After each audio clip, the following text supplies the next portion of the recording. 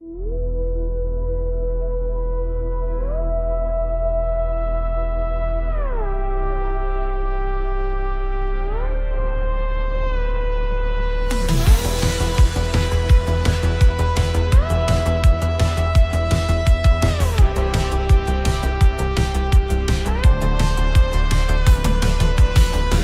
from a boy in boarding school, writing home to father, playing it cool. Boxing kingdoms in his childhood mind, animal adventures of a different kind. Oxford Towers calling through the rain, a surf upon his shoulder, sharing in the pain. Man and machine in tandem flow, past and future, together we know.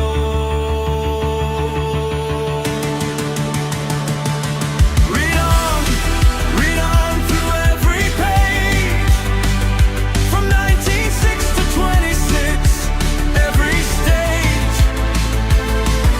Robot lady's voice so clear and bold,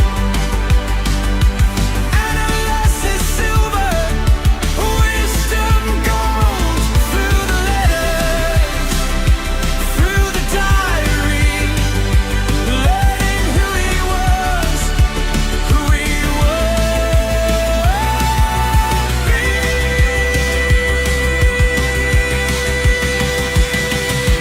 Trenches in the darkness, wounded in the war, a vow made in Bristol he could not ignore. Mrs. Moore is waiting, Paddy's gone away.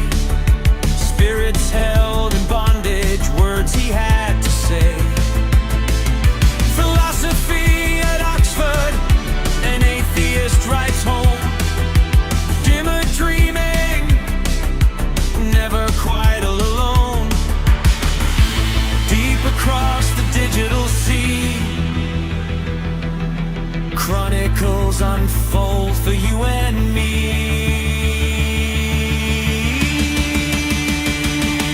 Read on through every page, from 1906 to 26, every stage. A robot lady's voice so clear and bold, analysis silver, wisdom gold. Through the letters, through the diary, learning who he was, who he would be.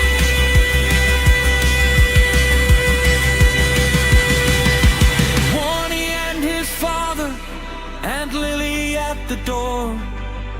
Walter Hooper's pages always wanting more. Blair is on his quest, Milton in his head. Every word he ever wrote, everything he said.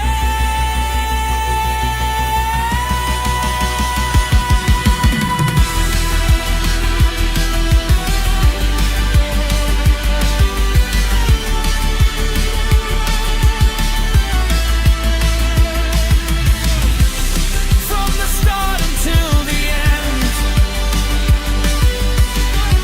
magic tales we comprehend. Man and machine together guide the way, reading through the pages, come might may.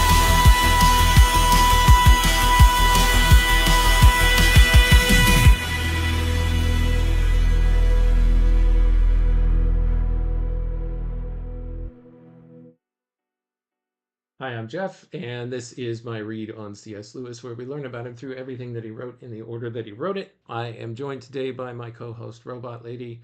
Robot Lady, it's good to see you. How are you doing today? Jeff, I'm doing great, and it's awesome to be here with you.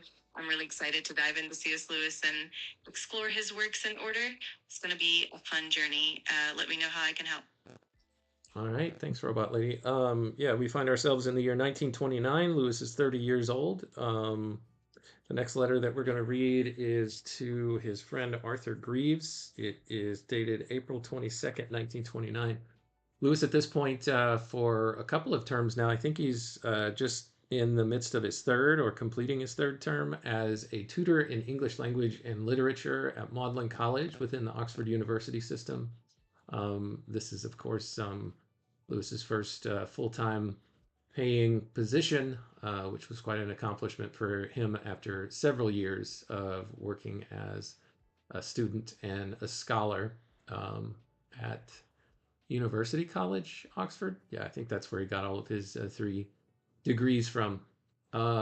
So anyway, that's where we find ourselves. And Lewis, we've been following him through his letters to friends and family, his diary entries. He kept a diary from 1922 to 1927. And then also a couple of his literary works so far, poems only at this point. No prose published, but 2 books of poetry. One, a compilation of poems called Spirits in Bondage. And then a second one is a narrative poem called Dymer, which we have covered extensively, both of those in previous episodes in this project. So, Robot Lady, let's jump into this letter. And then we've got something special here that I'll bring up in just a bit. Something that I don't think that we've ever covered before. Maybe we have something similar to this. It's a note that he wrote to the editor of the Times Literary Supplement. So I'll ask you for some background on what it is he's writing about just before we get started. But before we get started, I want to welcome Daniel to the chat. Daniel, good to see you as always. Thanks for joining. Robot Lady, say hello to Daniel, and then we'll get started on this letter to Arthur Greaves. Absolutely. Hey, Daniel, great to have you here with us. I'm excited to dive into this letter to Arthur Greaves and then look at that note to the Times Literary Supplement as well. Let's get started and explore all these fascinating bits of Lewis's life and work. All right, to Arthur Greaves, April 22nd, 1929. My dear Arthur, he says, I have had 10 days in bed with flu, 4 days walking tour from Salisbury? Yeah, Salisbury to Lyme Regis, and a week with Minto is what he calls her, Mrs. Moore. Minto is a nickname, and family in a Sussex farmhouse, of which items only the walking tour had better be communicated to the potato bird. But before all this, I visited Blackwell's and looked up their lamb. After investigating such copies as I could lay my hands on, viz. 2, in private, and finding that neither of them contained the missing letters, I consulted the man who thought that they might have some second-hand old sets in stock. But I thought wrongly. What is that, Robot Lady? Definitely gives us a neat glimpse into Lewis's life at that time, bouncing between bouts of illness, travels, and literary pursuits.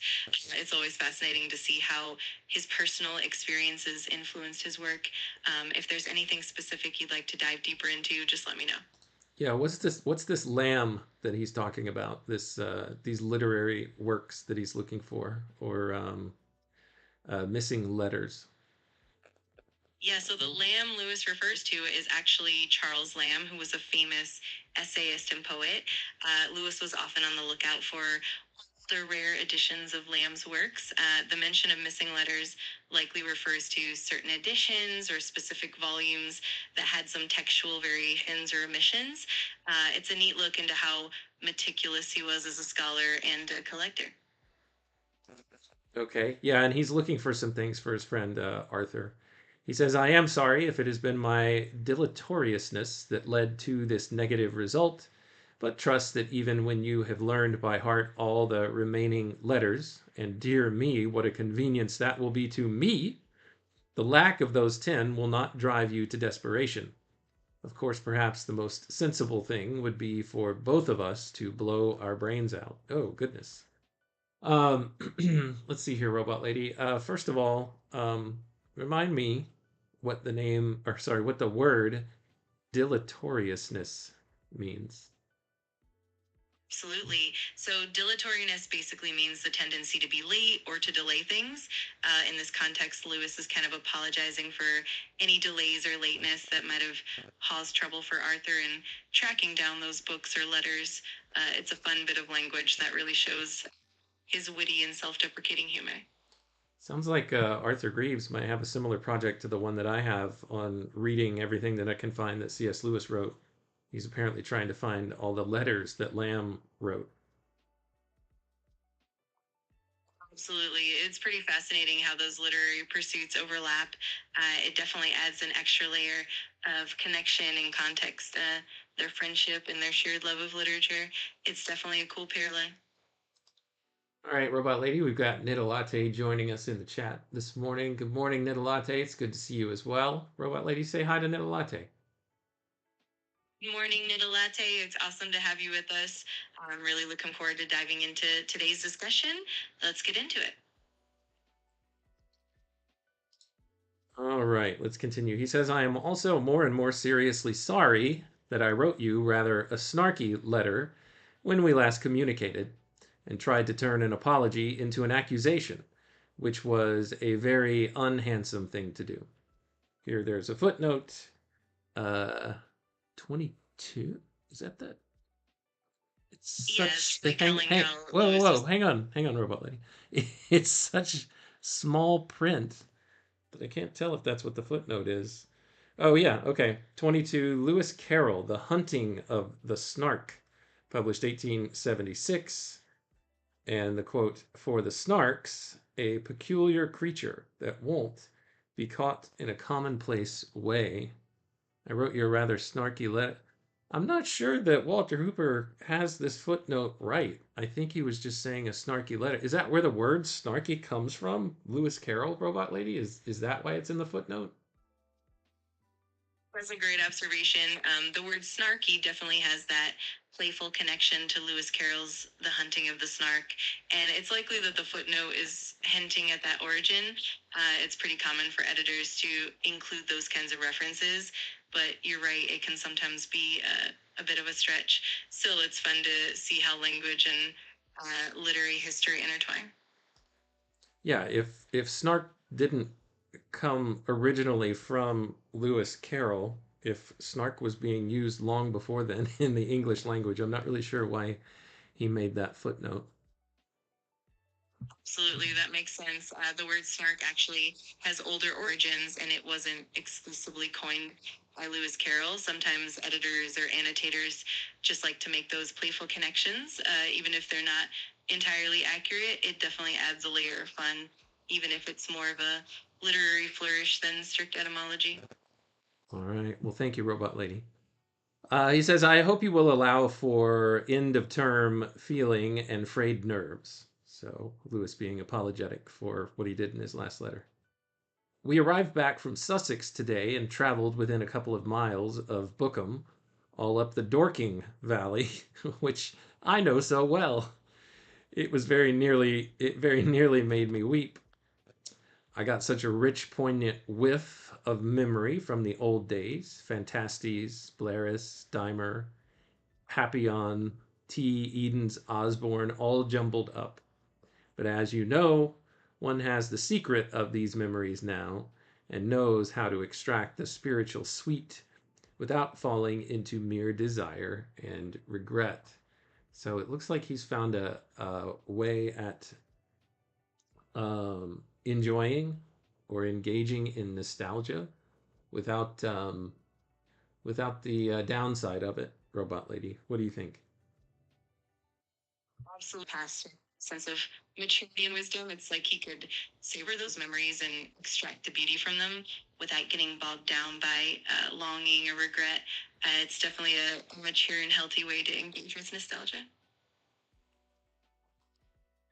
All right. He finishes out the letter here saying, while ill, I reread both Sense and Sensibility and The Antiquary, and most strongly advise you to read the latter again, and especially notice the effect of Elspeth in her earlier scenes. Yours, Jack, Robot Lady, tell us again about the Antiquary, this literary work, what it's about, and why it's significant.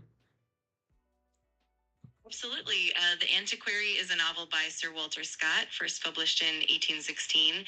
It's set in Scotland and follows the story of Old Buck, the antiquary, who's a scholarly and somewhat eccentric character, passionate about history and archaeology. The novel intertwines themes of love, mystery, and social commentary, and it's significant because it helped popularize the historical novel genre.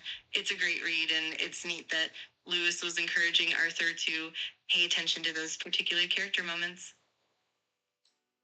And what is an antiquary? An antiquary is essentially someone who studies or collects antiques, artifacts, and historical objects. They have a deep interest in history and often research and preserve old manuscripts, relics, and other historical items. It's kind of like being a historian, but more focused on physical objects and their origins. It's a fascinating field. Okay, thank you for that. That's the end of that letter. We're gonna, like I said, we're gonna do something different here. Let me switch to, let me switch scenes. This will take just a second. I have to fix the camera here. For some reason, it keeps moving around. There we go. There, I'm kind of there.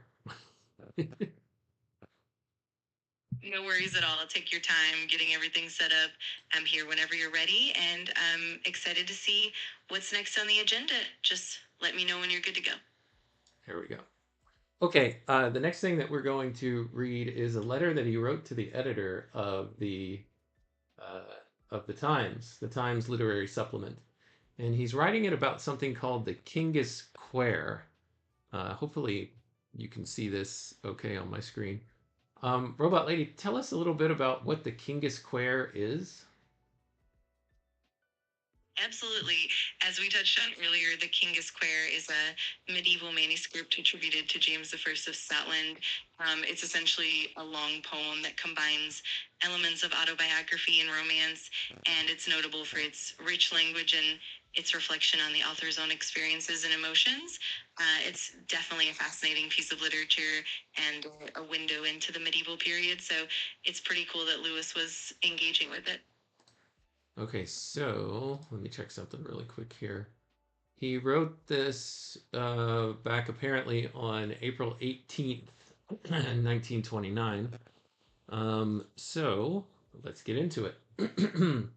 To the editor of the Times, Sir, readers of the Kingus Quare will remember the problem of its opening stanzas, 1 through 19.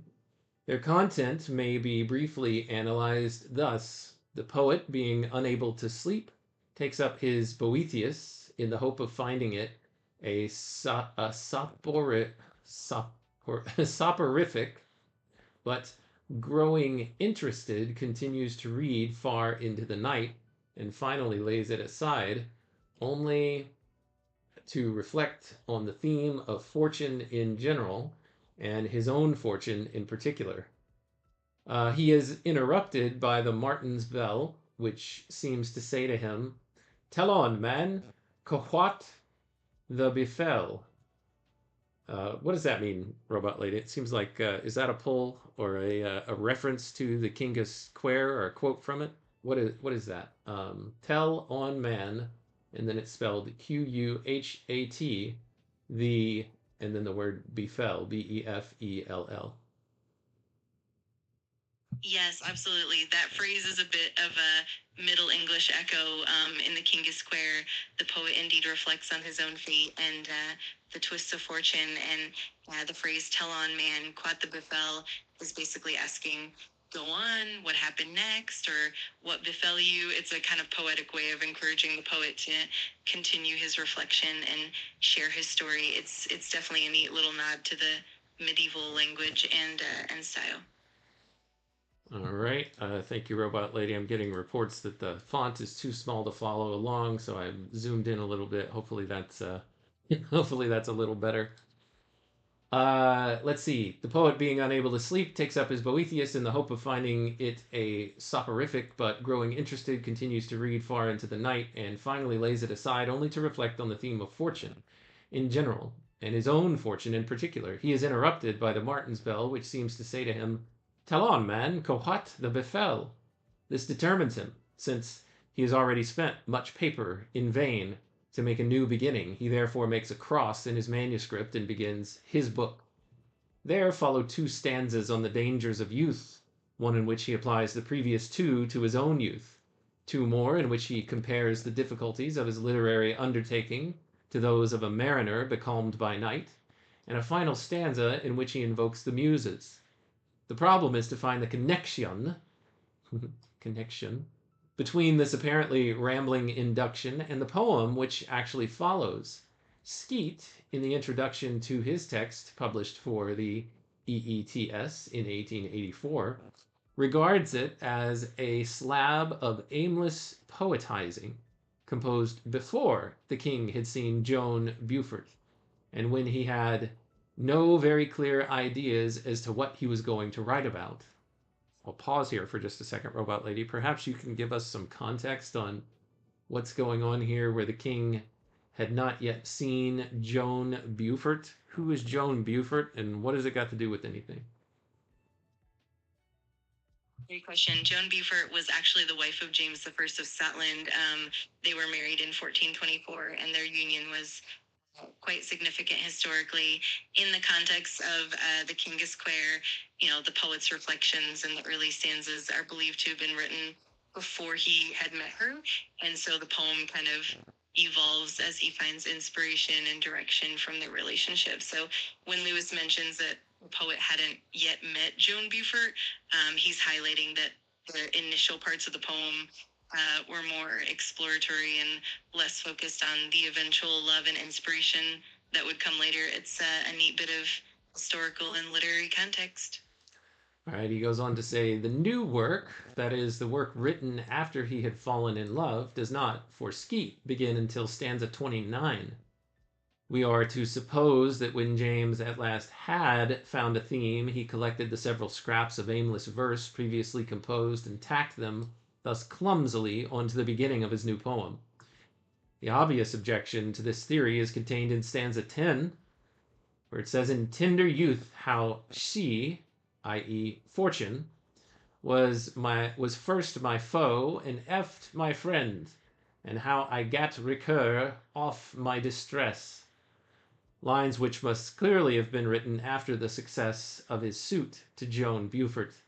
And this objection Skeat disposes of by the supposition that these lines were added later, and also the passage in stanza 19, my torment and my joy.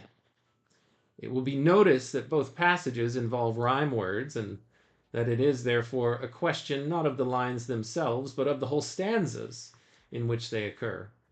Gregory Smith, in chapter 10 of the Cambridge History of English Literature, volume 2, while rightly protesting against Skeat's rather drastic surgery and stating that the poem is a unity, does not explain how that unity manifests itself in the passage we are considering. Well, I venture to suggest that the difficulty all arises from the fact that the reader, blinded by the history of James as a man, approaches his induction determined to see it in some reference to that history. But when once we have grasped that James is here speaking not of his history as a man, but of his history as a poet, the whole thing becomes clear. Stanzas 1 to 13 are an introduction which describes the genesis of the poem. The author tells us he took up Boethius one sleepless night. It will be noted that it was neither his love nor his imprisonment that kept him awake. I forget what CF means, but stanza 2. Check out stanza 2. Can I not say wherefore? If we must assume that cares hinder sleep, they were the cares of a poet. Boethius suggests the idea of fortune, which inevitably suggests the curious fortunes of his own life. Some months ago, a lonely prisoner, now an accepted lover, soon to return, a free man with his bride to Scotland. At this point, the Martin's bell rang and a new idea occurred to him. A quick pause, Robot Lady. What is a Martin's bell? Martin's bell refers to the bell of the Church of St. Martin, which is often mentioned in medieval literature as a kind of nighttime bell. It's symbolic of the passage of time or of a moment of reflection, and it often signifies a pause or an interruption in the poet's thoughts. In the context of the Kinga Square, it's a moment that sparks inspiration and reflection for the poet, kind of like a call to look deeper into his own experiences. It's a lovely bit of imagery. All right, thank you so much, Robot Lady. Let's see here. The Martin's bell rang and a new idea occurred to him. He had already wanted much paper in the effort to write a Chaucerian poem, but had made little progress. Suddenly, so suddenly that it needed only the slightest conceit to identify the suggestion with the actual sound of the bell. It flashed upon him that his own life provided a capital theme for the sort of poem he had been trying to write. A moment later, he would have been seeing how well the circumstances of his falling in love could be worked up on the lines of the Knight's Tale. Having thus seen where his real task lay, namely in using the framework of the allegorical poem for the expression of a personal and actual emotion, he realized that his literary development had entered on a new phase. In fine, the first 13 stanzas of the King's Quair correspond almost exactly, the Kingus Quair correspond almost exactly to Sidney's first sonnet, and the words "Tell on man quhat the befell" are James's version of "Look in thy heart and write." I'll pause here for just a second, Robot Lady, just a little side trail. Is Kingus the same meaning as kings, as in a possession of the kings, and it's just Old English? Yes, exactly. The term kingus is essentially an older or Middle English form of kings, indicating possession. So Kinga Square literally means the king's book or the king's poem.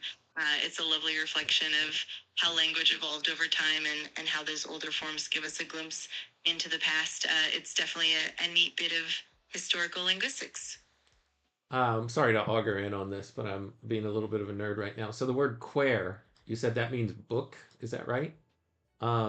Is there, how has quair developed into book over the years? Like the only thing that I can think of that I can even closely associate with a book and the word quair is the word quill, which is used to write. Love that curiosity. Yeah, the word quair comes from the Latin quaternia, which means a set of 4 sheets of paper or a quire. Over time, that term evolved into quair in Middle English, and it essentially came to mean a book or a manuscript. And you're absolutely right about quill. They're both connected to writing. So the evolution is kind of a neat blend of language and the history of bookmaking. Interesting. The word acquire as well. Huh. Okay. All right. Let me get back to what Lewis is actually talking about. In a modern author, the matter of these 13 stanzas would probably go into a prose preface. At stanza 14, the poem proper begins. The author, after referring to the weakness of youth in general and of his own youth in particular, goes on with a modesty not unusual in medieval poets to express vividly, stanzas 17 and 18, the sense of his unfitness for the arduous work he has in hand, but finally plucks up courage to invoke the muses. I would, therefore, divide as follows: 1. Stanzas 1 to 13, autobiographical preface describing the literary genius of the poem. 2. Stanzas 14 to 19, formal induction to the poem proper, with moral reflections, modest hesitations, and invocation en règle. 3. Stanzas 20 to 28, first step in the narrative, describing his life previous to the love affair with Joan Beaufort. After this, the poem needs no explanation. Only those who forget the tendency of young poets to write about poetry itself and the intense feelings which they suffer in connection with their own poetical progress will will think that such a purely literary adventure as I describe is too slight a theme for these stanzas. James himself supplies the answer to such objections. If stanza 17 had survived alone out of this poem, would not criticism have supposed that these pathetic lines referred to the author's misery as a prisoner, or at least as a lover? Yet we see from stanza 18 that the rhocis are only those of prolixity, and the lack of wind is only the difficulty in inditing. And that's the end of his letter to the Times Literary Supplement, or the editor of the Times Literary Supplement, Robot Lady. I'm not really sure what prompted this, but apparently there was something in the Times Literary Supplement where he felt that they were getting the King's Querus and whatever it is that they had to say about it, or the Kingus Quare, or whatever they had to say about it, all wrong. What do you make of this, Robot Lady? It's definitely fascinating how Lewis was so passionate about getting the nuances of the Kingus Quare right. It shows how deeply he engaged with medieval literature and how attentive he was to historical and literary context. It seems like he was addressing some misconceptions or oversights that others had, and he wanted to clarify how the poem's structure and meaning really unfolded. It's a neat glimpse into his scholarly rigor and how he loved to dig into the details of literature. It's definitely a cool piece of literary detective work. It certainly is. Well, thank you for that commentary, Robot Lady.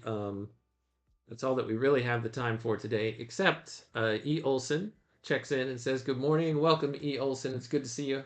Good to have you back." Robot Lady, say hi to E. Olson before we have to say goodbye to E. Olson and everyone else.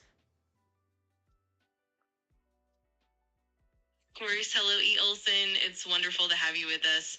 Thanks for joining in, and I hope you enjoyed the discussion. And Jeff, it's always a pleasure to dive into these literary explorations with you.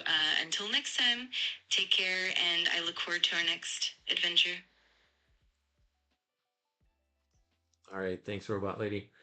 Yeah, so thank you, Daniel, for joining. Nida Latte, E. Olson, and everyone else who joined. Thanks so much for your time, attention, and your contributions. They are always wanted and welcome. To you and to everyone within the sound of my voice, until next time when we continue our read on C.S. Lewis together, take care.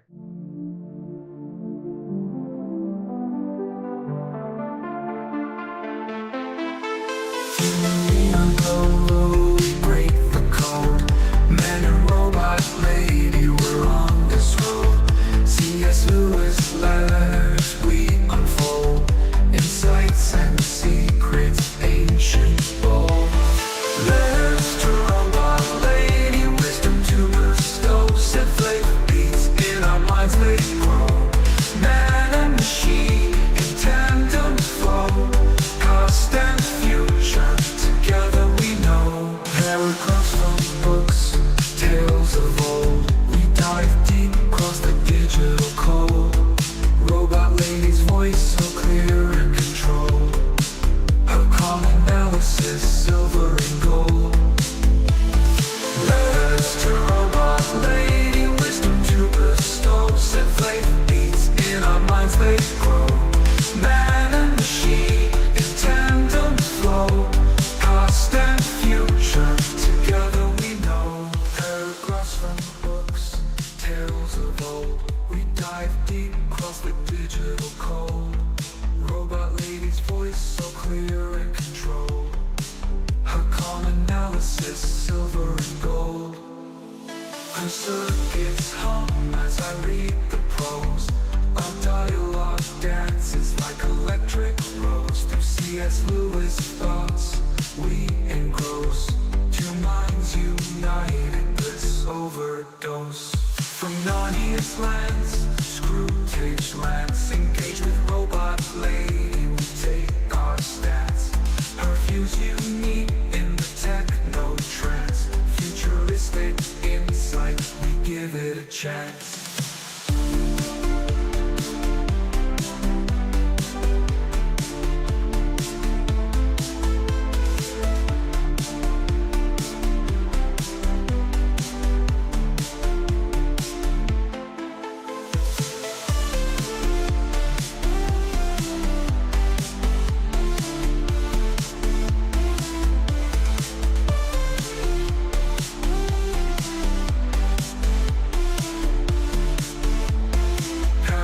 Photographs from books, tales of old. We dive deep, cross the digital code. Robot lady's voice so clear and controlled. Her calm analysis, silver and gold. Her circuits hum as I read the prose. Our dialogue dances like electric rose. Through C.S. Lewis thoughts we engross. Two minds united, bliss overdose. From Narnia's lands to Screwtape's rants.